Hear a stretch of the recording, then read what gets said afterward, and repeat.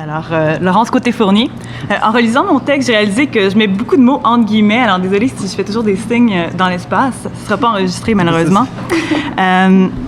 Donc, aussi, avant de me lancer dans cette présentation, je tiens à préciser que même si je parlerai ici de questions liées à la poésie française contemporaine, je suis assez loin d'être une spécialiste du domaine. Si je vais tenter de ne pas trop m'éloigner des limites de la pertinence, c'est d'abord en tant que lectrice d'une poésie déjà un peu plus ancienne, celle de Francis Ponge, qui, pour aussi mort que soit son auteur, n'en continue pas moins de demeurer une référence vivante pour nombre de poètes dont je vais parler ici. Donc, des décennies après les déclarations de Ponge sur la nécessité de désaffluber la poésie, de sortir du manège et de quitter le ronron poétique, ces écrivains s'inspirent toujours de sa démarche pour définir ce que peut être la poésie à l'heure actuelle, dans ce monde supposé post-avant-garde où les expérimentations des années 70 ont fait place à ce qu'on a qualifié de retour du lyrisme.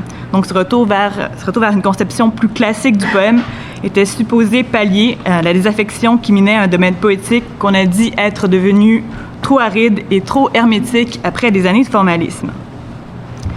Pour cette présentation, je me concentrerai sur un livre qui, par les écrivains qu'il rassemble et les questions qu'il pose, m'a paru apte à dresser le portrait d'une part du domaine poétique, celle associée naguère à sa frange plus expérimentale. Les éditions La Fabrique, qui n'ont jamais publié de poésie, ont fait paraître il y a quelques mois un collectif consacré à cette pratique intitulé « Toi aussi tu as des armes, poésie et politique », réunissant, je vais citer la 4e de couverture, des écrivains qui ont en commun de ne pas trop aimer qu'on les traite de poètes. Cette boutade est certainement représentative de la posture de nombre d'écrivains contemporains qui cherchent à se distancier d'une certaine image d'Épinal de la poésie avec un grand P, dans ce qu'elle a de plus fleur bleue et de plus conservateur. Elle installe néanmoins d'emblée un flou autour des frontières du domaine poétique, flou que les auteurs ne cesseront pas d'investir. Il est aussi précisé que ce qui rassemble l'écriture de ceux et celles qui ont accepté de participer au projet est d'être hantés par la politique. Politique qu'on retrouve, je cite encore, dans un effort pour renouveler la construction, l'agencement et les enjeux du livre, et de ce qui, au-delà même de l'objet livre, poursuit l'analyse critique de nos mondes. Donc, c'est assez ambitieux. Et pourtant, il apparaît vite que cette fonction critique ne va pas de soi. Les contributions du recueil sont en grande partie articulées autour de la notion d'action.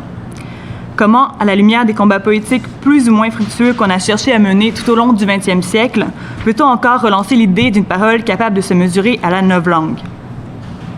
Dans ces textes, c'est le plus souvent la valeur de cette action restreinte qu'est l'art poétique, dans un contexte de marginalisation profonde de ce genre qui est en jeu. Quelles sont donc ces armes qu'on invite le lecteur à prendre à partir de cette poésie revendiquée dans le sous-titre, mais tenue à distance par des auteurs? Avant de plonger dans les textes du recueil, je ferai un détour par un autre essai qu'on aurait pu imaginer inclus dans « Toi aussi, tu as des armes », tant le ton et les problématiques soulevées sont semblables.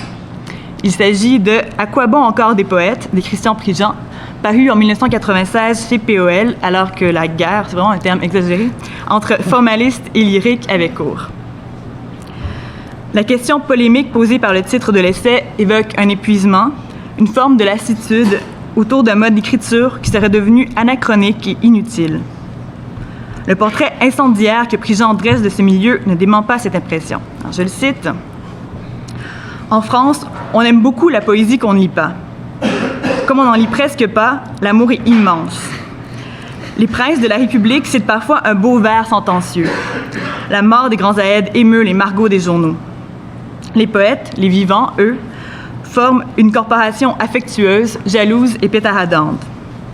Cette corporation, je ne m'en accepte pas, souffre d'un double complexe. Un de supériorité, la roborative vanité d'être affairée à polir la perle des pensées au cœur de monde mercantile et strionesque, et un d'infériorité, le sombre sentiment d'une déchéance, d'une clochardisation intellectuelle, d'un tournis en rond dans l'échange quasi inaudible des revues à 50 lecteurs, des opuscules voués à la nécrophagie bibliophilique et des lectures accablantes d'ennui devant quelques amis venus à charge de revanche.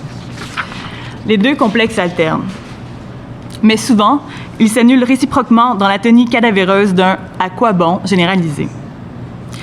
Il ne faut toutefois pas croire, après cette description cinglante, que Prigent reste sur cet « à quoi bon » pour constater amèrement la vacuité de cette pratique d'écriture.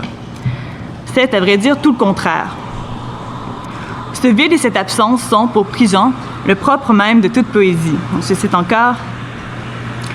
Cette propension à disparaître de et dans l'usage social, cette façon d'incarner le disparu, de formaliser ce qui disparaît, ce qui fait trou dans l'homogénéité verbalisée de la communauté, c'est la poésie. Si la poésie peut encore et toujours se montrer nécessaire, c'est en incarnant l'insignifiance du présent, c'est en travaillant l'obscur, la difficulté, en dessinant un espace d'indétermination du sens. Pour Prigent, la constitution de cet espace est intrinsèquement liée à un travail politique.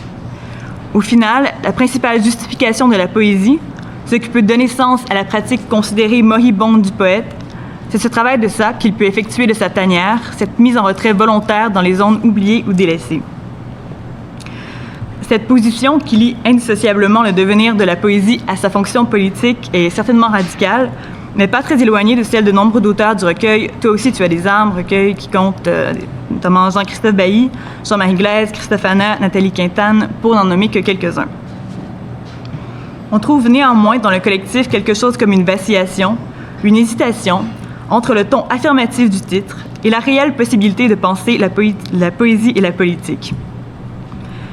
La poésie définit d'abord et avant tout comme forme de résistance qui peut échapper aux limites de la narration ou du réalisme, comme travail de décrassage de la langue, comme situation de langage, paraît faire consensus. Les effets virtuoses ou pathétiques destinés à mettre en valeur le poète et ses talents sont condamnés. Le poème doit, pour s'opposer à l'universel reportage, se concentrer sur la rumeur tout à côté. Pour citer le texte de Jean-Christophe Bailly, c'est justement cette rumeur, ce fond d'émissions humaines continues, dont on aimerait peut-être, dût-elle justement s'y séquencer en reportage, que le poème se souvienne.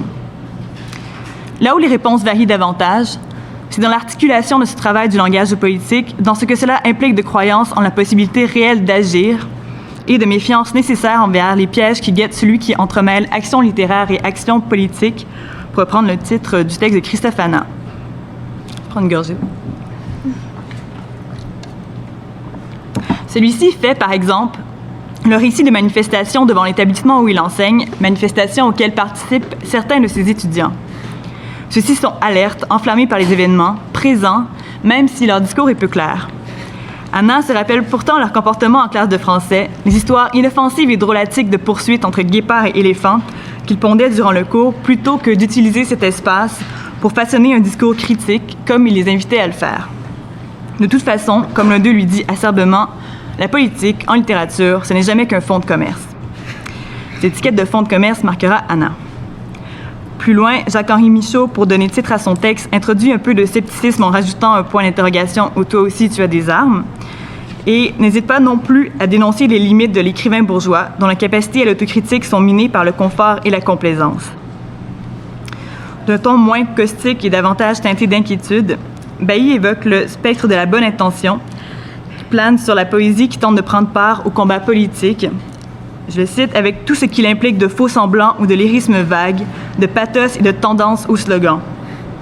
Ainsi déclare Bailly, le poème qui laisse entrer la rumeur de l'histoire ne peut jamais le faire gratuitement et sans risque. Tout cela, bien sûr, sans prendre en compte la question fondamentale, de poète récurrent dans ses textes, pour qui pouvons-nous prétendre écrire? Ces précautions prises, ces risques dévoilés, que reste-t-il pour valider l'optimisme du titre? Rien de très guerrier peut-être, mais un art de l'obscurité et de l'autoréflexion qui va dans le sens de l'essai de Prigent de 96 avec un peu plus de doute et d'autocritique. Ainsi, Christophe Hanna avance que désormais le pouvoir ne peut plus être conçu comme, je le cite encore, un immense corps avec des points faibles qu'on peut attaquer avec les instruments fournis par la littérature. Il récuse d'anciennes images post-romantiques de la littérature construite comme une bombe ou encore comme un virus qui vont contaminer la société par la dépravation ou le mauvais exemple à la Lautréamont. Pour Hanna, l'écriture est alors instrumentalisée, perçue en fonction de son efficacité et sa capacité à nuire à la cible choisie.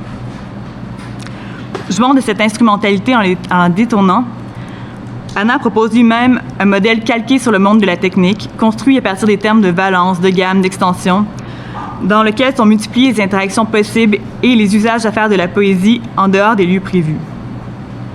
Au-delà de ce jeu avec le vocabulaire, Anna exprime, en tentant de définir un espace logique pour une littérature qui pourrait être politiquement secourable, ce sont ses termes, le désir d'objets verbaux qui seraient eux-mêmes aptes à en modifier d'autres ou à changer les usages courants, des actes locaux faits à petite échelle, capables de transformer le réel sous d'autres modes que celui de l'attaque. Jean-Marie Glaise met quant à lui de l'avant le concept d'opacité critique, une forme, encore une fois ce sont ses termes, d'insurrection quotidienne, se tenant assez loin de l'attaque politique directe. Pour Glaise, désormais, je cite, « La résistance à ce que Bernard Noël a justement nommé la castration mentale ne saurait relever de la confrontation frontale. Elle suppose de notre part conscience et grande vigilance formelle. » Il nuance quelque peu des positions prises antérieurement sous l'influence des écrivains qu'il admire, notamment ceux qui pratiquaient la violangue façon Guyotat ou Novarina.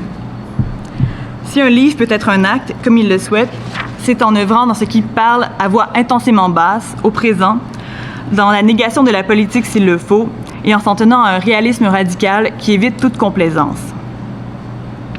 Bon, s'il n'est pas le temps d'évoquer tous les textes, je crois néanmoins que ceux cités reflètent le ton général du recueil, qui, malgré son titre, ne contient pas de déclaration le rapprochant des excès révolutionnaires façon surréaliste, ni même d'un esprit de manifeste. Dans la lutte inquiète et caustique que mènent les auteurs subsiste toujours une volonté politique, transmise par le biais d'une poésie décloisonnée, comme en témoigne le nom des écrivains qui servent de modèle aux participants du collectif, ceux de Leslie Kaplan, de Kafka ou de la bande de Tikkun, je ne sais pas comment le prononcer, et dont l'aspect autocritique est prépondérant. La poésie demeure alors, dans sa précarité, d'abord et avant tout une forme de langage survivant dans une opacité que, pour reprendre l'image de Didier Huberman, la lumière des féroces projecteurs dévorant toute forme ne saurait atteindre.